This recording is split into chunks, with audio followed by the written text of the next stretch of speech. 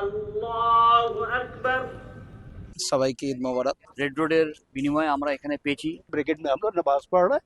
মুখ্যমন্ত্রীকে আমরা নিমন্ত্রণ জানিয়েছি। আল্লাহু আকবার।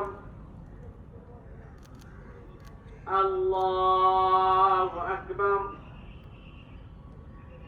আল্লাহু আকবার।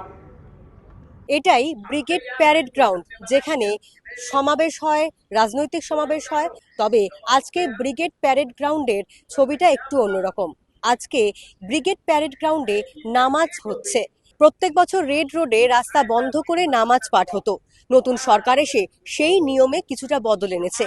রেড রোডের পরিবর্তে অন্যত্র জায়গা খুঁজতে বলা হয়েছিল, আর তাই ব্রিগেডে নামাজ পড়ার জন্য আবেদন জানানো হয়েছিল সংগঠনের তরফ থেকে।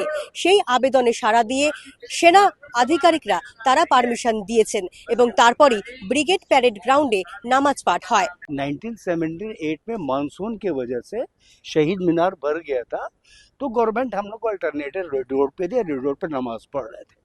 अभी जो गवर्नमेंट का गाइडलाइन है कि रोड पे कोई भी ऑब्स्ट्रक्शन नहीं होगा, उसको हम लोग दिल से फॉलो कर रहा है और उसके जगह ब्रिगेड मिला है, ब्रिगेड में हम लोग नमाज पढ़ रहे हैं और गवर्नमेंट का बहुत अच्छा इंतजाम है, कोई problem. This is perfect place. লোকজন আরামে বসে আছে এখানে। আইন মেনে তো চলতে হবে। আমি তো দেশের বাসিন্দা, দেশের সিটিজেন। তো আমাকে যদি সরকার বলে কি নাম সে রাস্তা বন্ধ না করে কি নাম আপনাদের অল্টারনেটিভ জায়গা দিচ্ছি, সেটা খুব খারাপ না, সুইটেবল মনে হচ্ছে। তো আমরা ট্রাই করে দেখতে পারি। কোনো কিছুই প্রবলেম না যদি আমরা সেটাকে কনসিডার করতে পারি।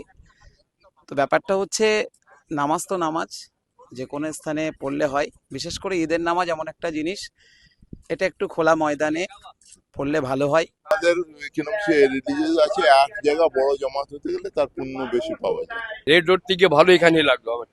প্রত্যেক বছর এখানে নামাজ হলে ভালো হবে।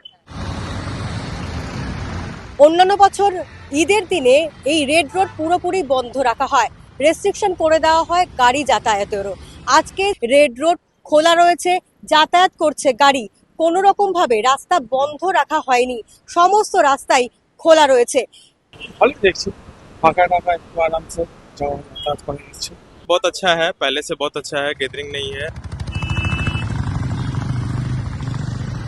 ووجدك ضالا